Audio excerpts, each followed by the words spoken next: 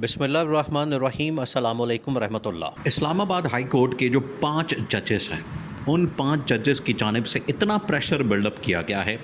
Chief justice के ऊपर, याह्या अफरीदी के ऊपर और जस्टिस सरफराज डोगर के ऊपर, कि आखिरकार सुप्रीम कोर्ट ऑफ पाकिस्तान के चीफ जस्टिस याह्या अफरीदी को मजबूरन ये हुक्म देना पड़ा है। ना सिर्फ उन्होंने ये जो इस वक्त जस्टिस तारिक महमूद जहांगीरी के हक़ में फ़ैसला दिया, बल्कि 26वीं आईनी तरमीम को कलअदम करार देने के हवाले से PTI का जो इस वक्त पूरा का पूरा एक बयानिया है, उसके मतलब एक दरख्वास्त मौजूद है सुप्रीम कोर्ट में, उसका भी फ़ैसला करना पड़ेगा। अगर वो फ़ैसला हो जाता है तो आप यकीन करें, आप ज़रा इमेजिन करें कि 26वीं आईनी तरमीम अगर उसके ऊपर फ़ैसला आ जाता है, मेरिट के ऊपर इंसाफ हो जाता है, तो ये पूरा का पूरा जो इस वक्त जाली किस्म का एक निज़ाम कायम कर दिया गया है, निज़ाम इंसाफ का, अदल का और अदालतों का एक जाली निज़ाम जो कायम कर दिया गया है कि 2 मिनट के अंदर फ़ारग हो जाएगा, धड़ाम करके गिर जाएगा, पूरा का पूरा निज़ाम ही ज़मीन बोस हो जाएगा और इसका जो खोखलापन है वो सामने आ जाएगा। क्योंकि इससे तो फ़ायदा आम आदमी को तो नहीं हो रहा,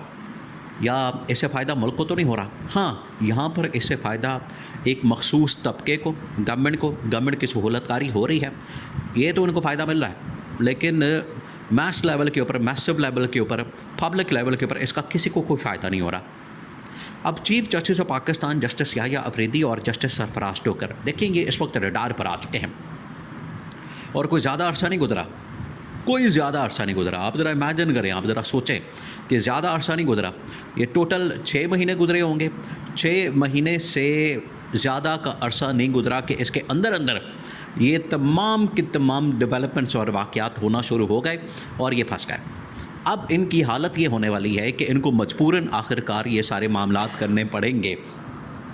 तो इमरान खान की जो पटिशन है या PTI की 26वीं आईनी तरमीम के मतलब ये फ़ैसला करना पड़ेगा।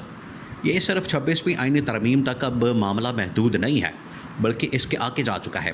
अब 8 फरवरी के इंतखाबात पर, उसके बाद 26 नवंबर का वाक़या, ये वो सारे के सारे मामलात हैं जिनके ऊपर इन्हें फ़ैसला करना पड़ेगा। और अगर ये फ़ैसला नहीं करते, अगर इनकी जानिब से फ़ैसला नहीं किया जाता, तो फिर आप समझ लें कि वही वाली बात कि गल विच कोई होर है। और बात क्या, बात ये है कि जब गवर्नमेंट ने इनको इंस्टॉल किया तो गवर्नमेंट इनसे यही चाहती है, गवर्नमेंट की जानिब से यही इनको हुक्म दिया गया, उसी के मुताबिक ही, उसी एक आप कह लें कि वर्बल एक माहिदा होता है, ये ज़बानी कलामी किस्म का माहिदा होता है, उसके अंदर इन्होंने फिर सहूलतकारी करनी होती है। लेकिन अब वो वक्त ख़त्म हो गया, टोटल 6 महीने नहीं गुजरे और सारा कच्चा चट्टा खुल के सामने आ गया।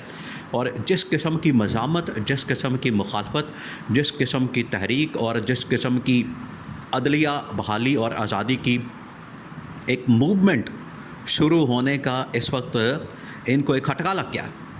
इनको ये पता चल गया है कि अब अगर ये मामला खुल गया, ये चीज़ें सामने आ गई। देखिए, पहले आप 2-3 वाक़यात को देखें। पाकिस्तान के अंदर मुसलसल पिछले 6 महीने से किस किस्म के वाक़यात हो रहे हैं। पहले मीडिया के अंदर थोड़ा बहुत PTI वालों को ये स्पेस मिल रही थी, हालांकि इनको बड़ी कम स्पेस मिलती है, तो मीडिया के अंदर PTI वालों को स्पेस मिलती थी, वो 26वीं आईनी तरमीम के ऊपर बात करते थे और जजेस की जानिब से या चीफ जस्टिस या सरफराज डोगर की जानिब से हुकूमत की सहूलतकारी को बेनकाब करते थे। फिर क्या हुआ, फिर वकला आहिस्ता आहिस्ता बोलना शुरू हुए, फिर PTI ने और ज़्यादा इसके ऊपर आवाज़ उठाई, फिर PTI की जानिब से और ज़्यादा इसके ऊपर शोर मचाया गया, फिर जजेस मुख्तलिफ़ तकरीबात के अंदर जाना शुरू हुए तो उन्होंने इसके ख़िलाफ़ बात करना शुरू की। तो आहिस्ता आहिस्ता ये मामला यहाँ तक पहुँच गया कि बाकायदा 5 जजेस उठ के खड़े हो गए और उन्होंने ये जो प्रेशर आता है, ये जो एक दबाव आता है या उनको फ़ैसले करवाने के लिए अंडर प्रेशर किया जाता है, उस दबाव को मानने से इनकार कर दिया। पहले उन्होंने ख़त लिखे, ख़तों से काम नहीं बना, फिर वो खुल कर सामने आ गए खुद, और अब सुप्रीम कोर्ट के अंदर वो खुद पैदल चल के आम शहरियों की तरह पहुंचते हैं और पिटीशन दायर कर देते हैं कि हम 26वीं आईनी तरमीम को, इस निज़ाम को, उसके नतीजे में बनने वाले निज़ाम इंसाफ को मानने से इनकारी है। तो पहला जो फ़ैसला आया, ये बहुत बड़ी फ़तह, पहली जो कामयाबी हुई, जस्टिस तारिक महमूद जहांगीरी की बहाली। सेकंड, अब इसके अंदर बड़ी कोशिश हो रही है, कभी सिंध हाई कोर्ट से फ़ैसला लिया जा रहा है, कभी किसी जगह से फ़ैसला लिया जा रहा है कि हम किसी तरह से तारिक महमूद जहांगीरी की डिग्री को जाली दिलवा दें और इसके अंदर जो भी मामलात हुए हैं हमारे हक़ में चले जाएँ। एक तो ये इनकी जानिब से कोशिश हो रही है, दूसरी इनकी जानिब से अब कोशिश ये हो रही है कि जो कुछ भी बनता है, अब ये गवर्नमेंट या आप कह लें कि इसके अंदर इस्टेब्लिशमेंट, गवर्नमेंट इस्टेब्लिशमेंट की जानिब से कोशिश की जा रही है कि जो कुछ बनता है इस निज़ाम को हमने इसी तरह से कायम दायम रखना है। लेकिन जो चीफ़ जस्टिस है या सुप्रीम कोर्ट है या फिर इस्लामाबाद हाई कोर्ट है, वहाँ पर निज़ाम बिल्कुल कुछ और होता है। बाहर से अगर आप इनको हुक्म देंगे तो ज़रूरी नहीं है कि हुक्म के ऊपर ये चलेंगे भी, अंदर भी इनको मुखालफत का सामना करना पड़ता है, चैम्बर के अंदर, जजेस के अंदर, वकला के अंदर, अदालतों के अंदर, कोर्ट रूम के अंदर। ये अब जजेस के लिए नाकाबिले बर्दाश्त होता जा रहा है, बहुत ज़्यादा प्रेशर बिल्डअप हो चुका है। तो इस प्रेशर को अब जितना ज़्यादा माउंट हो चुका है, इसको अब रिलीज़ करने के लिए, कम करने के लिए इनकी जानिब से कोशिश की जा रही है, जिसके लिए ये पिछले 3-4 महीने के वाक़यात और अब कोशिश क्या हो रही है, 2-3 चीज़ें जो बिल्कुल वाज़ेह नज़र आ रही हैं। नंबर 1 वो ये कि इमरान खान के जितने भी केसेस और मुकदमात 26वीं आईनी तरमीम से लेकर 26 नवंबर का वाक़या, 8 फरवरी के इंतखाबात और इमरान खान को मुख्तलिफ़ मुकदमात के अंदर जो सज़ाएँ हैं उनको मुअत्तल करने के हवाले से केसेस, जैसे अलकादर ट्रस्ट केस है, तोशाखाना केस है, बाकी केसेस में तो खैर इमरान खान को बरी कर दिया गया है, उसमें 9 मई के मुकदमात भी शामिल हैं। ये इंडिकेशन है कि इन केसेस का लगना, फिक्स होना और पहले से ही इमरान खान को बरी कर देना, ये इंडिकेशन है कि जजेस के अंदर आखिरकार ज़मीर उनका जाग रहा है, उनको होश आ रहा है, उनको पता चल रहा है, उनको अंदाज़ा हो रहा है कि ये हमारे फ़ायदे में है और यहाँ से हम ये फ़ायदा हासिल कर सकते हैं, यहाँ से हमें फ़ायदा हो सकता है। लेकिन अगर हम अड़ जाते हैं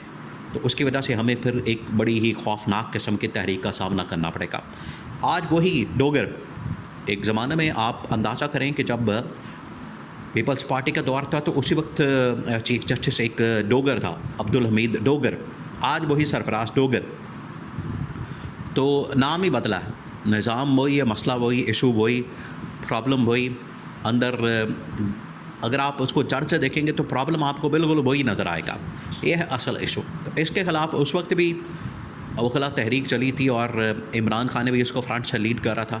नवाज़ शरीफ का ये जो क्रेडिट मिलता है, असल में तो नवाज़ शरीफ को एक आप कह लें कि उसको इंस्टॉल कर दिया गया था और उसको हुक्म मिला था और कहा गया था कि आप इस वक्त निकलें और इस वक्त आएँ। वो तो उसी तरह से इस्टेब्लिशमेंट के कहने पर काम कर रहा था और आज भी उसी तरह से काम करता है। लेकिन इमरान खान सही मानों में जो उस वक्त भी अदलिया की आज़ादी और बहाली की बात कर रहा था, आज भी इमरान खान सही मानों में हकीकी आज़ादी की बात कर रहा है। तो अब चीफ़ जस्टिस को ये मानना पड़ेगा, इस काम के ऊपर अमल दरामद करवाना पड़ेगा और जजेस को बाकायदा तौर पर कह के इमरान खान की रिहाई के लिए उनको भेजना पड़ेगा। इसके अलावा कोई ऑप्शन नहीं बचता चीफ़ जस्टिस के पास, या तो सरेंडर कर दें और अपनी पोजीशन बचा लें, अपने इदारे को बचा लें, या फिर गवर्नमेंट की सहूलतकारी करते करते तारीख के अंदर बिल्कुल ज़िल्लत और रुसवाई का सामना करने के लिए तैयार हो जाए।